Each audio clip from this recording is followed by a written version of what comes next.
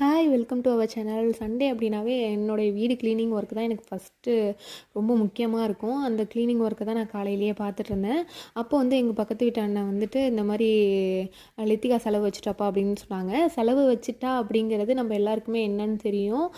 ஏன்னா ஃபஸ்ட்டு நம்ம age attend பண்ணும்பொழுது பெரியவங்க சொல்கிற வார்த்தையே வந்துட்டு எனக்கு வந்துட்டு செலவு வச்சுட்டா, அதாவது மாமனுக்கு சீர் வைக்கிறது எல்லாமே செலவு அப்படிங்கிறத தான் சொல்லுவாங்க.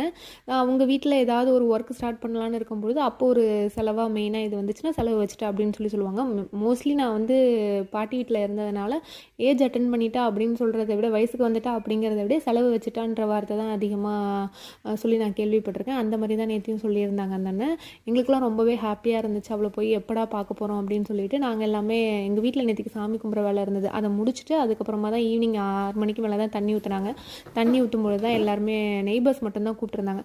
ஸோ நாங்கள்லாம் போய் பாப்பாவுக்கு வந்துட்டு தண்ணி ஊற்றிட்டு அதுக்கப்புறமா அவளுக்கு மேக்கப் வந்து ஃபஸ்ட்டு பண்ணக்கூடாது அப்படிங்கிறதுனால லைட்டாக கொஞ்சமாக மட்டும் பண்ணிவிட்டு பாப்பாவை உட்கார வச்சுட்டு அதுக்கப்புறமா அவளுக்கு பிடிச்சது வந்துட்டு ரசகுல்லா பிடிக்கும் அப்படிங்கிறனால நான் வீட்டிலேருந்தே ரெடி பண்ணி எடுத்துகிட்டு போயிருந்தேன். அப்புறம் எங்கள் வீட்டில் பூத்த ரோஸ் தான் அது. ஸோ அதையும் கொண்டு போய் கொடுத்துட்டு அவளுக்கு ரொம்ப ஹாப்பியாக இருந்துச்சு. ஏன்னா அவள் எதிர்பார்க்கல நான் அதை எடுத்துகிட்டு வருவேன் அப்படின்னு சொல்லிட்டு அவள் எதிர்பார்க்கல.